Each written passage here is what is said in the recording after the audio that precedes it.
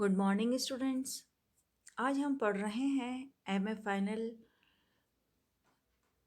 का paper industrial sociology जो MDS university Ajmer के सिलेबस के अकॉर्डिंग है। उसमें भारतीय श्रमिक की अकुशलता के कारण causes of inefficiency of Indian labour. मेरे इससे पहले वाले वीडियो में हमने देखा था कि श्रमिकों की कार्यकुशलता किस तरह की होती है, भारतीय श्रमिकों की कार्यकुशलता किस तरह की होती है, साथ ही भारतीय श्रमिक की अकुशलता के क्या क्या कारण हैं। उसमें हमने बात करी थी शिक्षा एवं प्रशिक्षण का सुविधाओं का अभाव होता है इन्हें, निर्धनता एवं निम्न जीवन स्तर होता है इनका, जलवायु, क्योंकि भारतीय जलवायु का भी बहुत अधिक इन पे प्रभाव पड़ता है, शारीरिक दुर्बलता, क्योंकि जो इनको वेतन मिलता है वो पर्याप्त नहीं होता और इसके कारण ये अपना खान पान और रहन सहन सही ढंग से नहीं रख पाते। इससे ये शारीरिक रूप से दुर्बल हो जाते हैं। कार्य के अधिक घंटे का इन पर प्रभाव पड़ता है। साथ ही ऋणग्रस्तता एक बहुत ही बड़ी समस्या के रूप में इनकी अकुशलता के कारण में एक बहुत ही बड़ा रोड़ा है।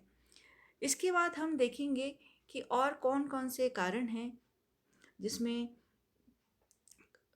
कार्य की दोषपूर्ण दशाएं। कार्य की दोषपूर्ण दशाओं से मतलब है कि श्रमिक जिन स्थानों पर कार्य करते हैं वहाँ कार्य की दशाएं एवं वातावरण अच्छा नहीं होता, क्योंकि अपर्याप्त स्थान होता है, स्वच्छ वायु का अभाव होता है और ये सब कारण हैं जो उनकी कुशलता में बाधा उत्पन्न करते हैं। नेक्स्ट है भर्ती दोषपूर्ण पद्धति, यानी भर्ती की जो पद्धति है वो दोषपूर्ण है, क्योंकि भारतीय उद्योगों में जो श्रमिकों की भर्ती होती है वो दोषपूर्ण पद्धति होती है के द्वारा होती है। कभी तो मध्यस्थों के द्वारा होती है, कभी कहीं कहीं पारस्परिक निजी संबंधों को बनाए रखने के लिए परिचित व्यक्तियों के लोगों की भर्ती की जाती है तथा कार्य की आवश्यकताओं को ध्यान नहीं दिया जाता है। इसके परिणाम स्वरूप क्या होता है कि जो उपयुक्त व्यक्ति होता है वे रोजगार में नहीं आ पाते, जिससे कार्य कुशलता पर अच्छा प्रभाव नहीं पड़ता है। नेक्स्ट है दोषपूर्ण नेतृत्व, यानी कर्मचारियों को कार्यों में लेते समय उन्हें प्रभावशाली नेतृत्व प्रदान नहीं किया जाता। यानी नेतृत्व अच्छा होगा तो कार्य को करने का एक जज्बा ही अलग हो जाता है।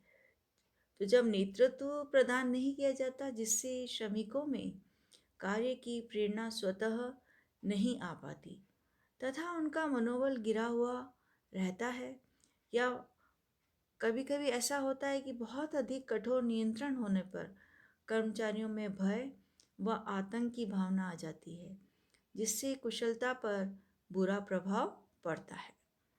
नेक्स्ट है दोषपूर्ण प्रबंधन, यानी कार्य का दोषपूर्ण विभाजन, या पुरानी मशीनें या मशीन मरम्मत की दोषपूर्ण व्यवस्था और श्रमिकों की जो परिवेदनाओं का विलंब से निराकरण होता है, इससे इसका भी श्रमिकों की कुशलता पर अच्छा प्रभाव नहीं पड़ता है। नेक्स्ट है प्रवासी प्रवृत्ति, यानी सबसे ज़्यादा जो श्रमिक की कुशलता पर बुरा प्रभाव डालती है वह है प्रवासी प्रवृत्ति, क्योंकि बहुत से श्रमिक जो होते हैं वो फसल के समय खेतों में कार्य करने के लिए या गांव में कोई सामाजिक समारोह, विवाह, मृत्यु, भोज आदि के लिए गांव चले जाते हैं तथा वहां से लौटकर जब वो वापस पुनः अपने उद्योग पर आते हैं तो उन्हें वहां पर कार्य नहीं मिलता और कार्य करने जहाँ जिस उद्योग में वो कार्य करते हैं लौटकर वहाँ उद्योग में जहाँ भी कार्य मिलता है वो कार्य करने लगते हैं। इसके कारण श्रमिकों में स्थायित्व का अभाव होता है और इसका उनकी कार्य क्षमता पर बुरा प्रभाव पड़ता है। नेक्स्ट देखेंगे प्रभावशाली प्रेरणाओं का अभाव होता है।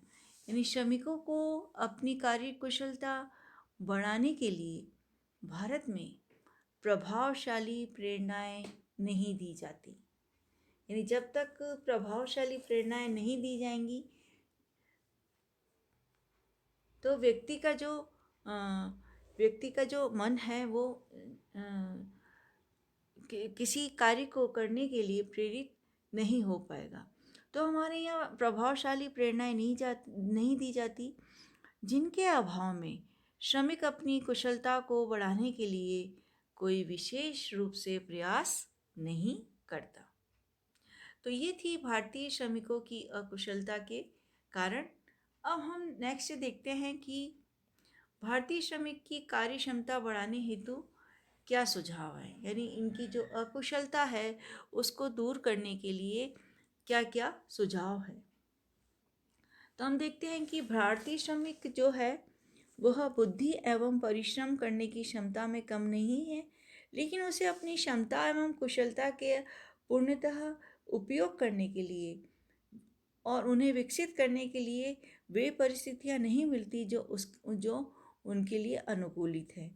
तो इसके लिए ये आवश्यक है कि जो उनकी कार्य की दशाएं हैं और उनको कुशलता बढ़ाने के लिए उन्हें पर्याप्त सुविधाएं दी जाए, और पर्याप्त सुविधाएं जब मिलेगी तो नेचुरल है कि जो श्रमिक की जो एफिशिएंसी है वो काफ़ी बढ़ जाएगी।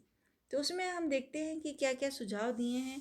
पहला है उचित मजदूरी देना। ये सबसे महत्वपूर्ण है कि अगर व्यक्ति को उचित मजदूरी दी जाए जिससे वह अपना और अपने परिवार का पालन पोषण कर सके तथा अपने स्वास्थ्य एवं कुशलता की रक्षा एवं सुधार के लिए अपनी आय का कुछ अंश व्यय कर सके, और बिना उचित आय के कुशलता के नाम पर कुछ भी करने की बात केवल कोरी कल्पना की जा सकती है, क्योंकि जब तक व्यक्ति के पास उचित आय नहीं होगी तब तक वो अपनी कार्य कुशलता को नहीं बढ़ा पाएगा।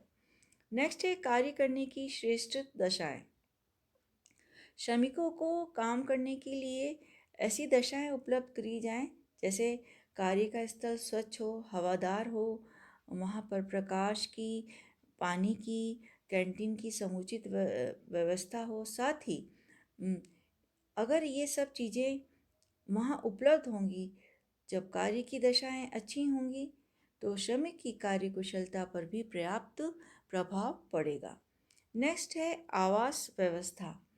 श्रमिकों के लिए आवास की भी अच्छी व्यवस्था होनी चाहिए, जहां श्रमिक अपने परिवार के साथ रह सके।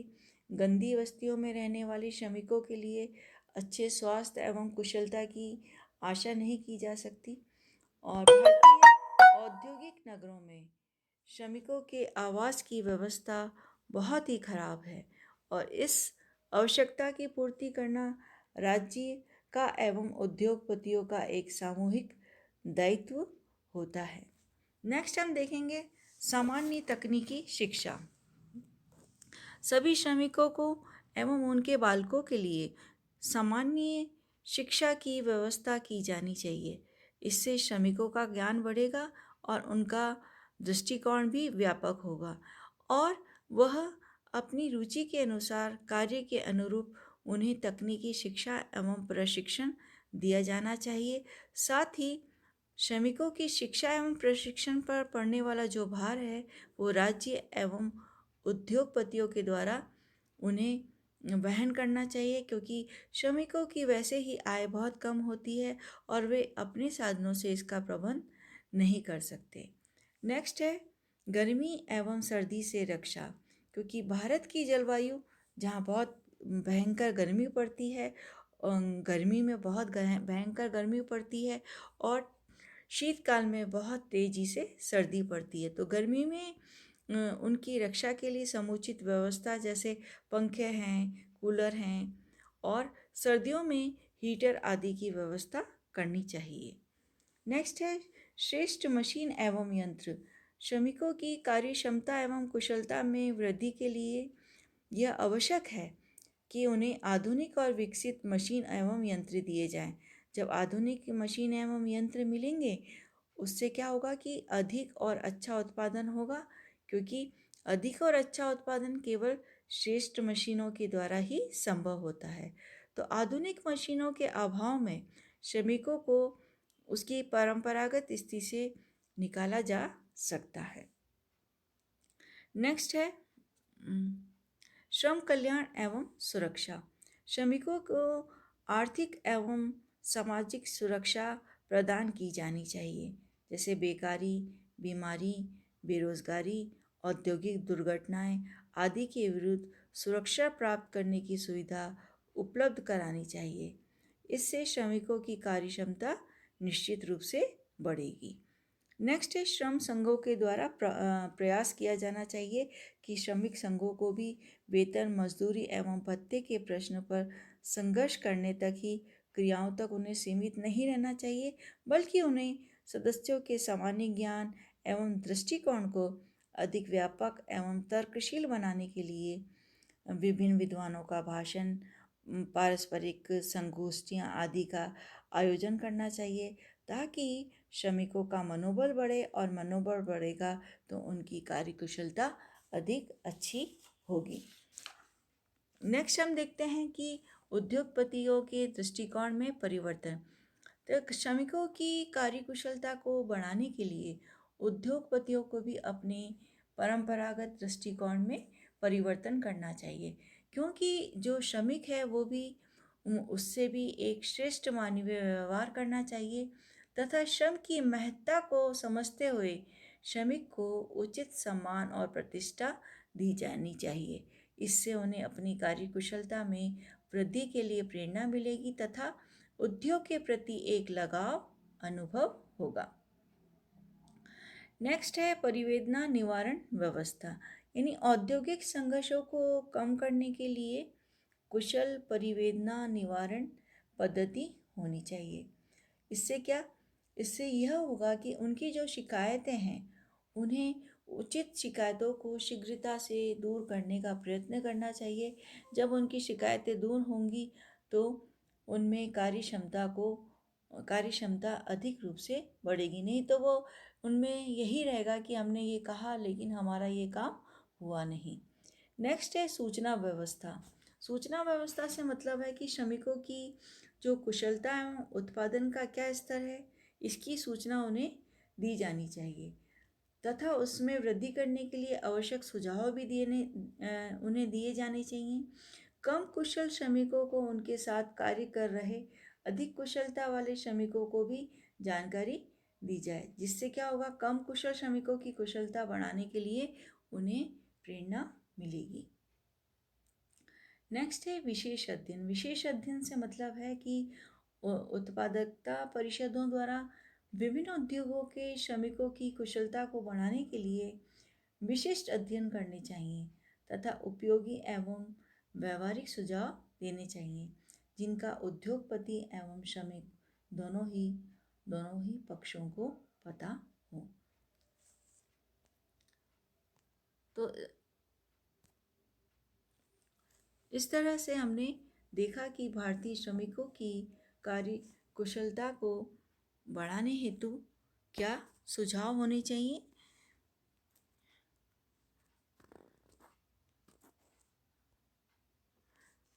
Thanks, have a nice day.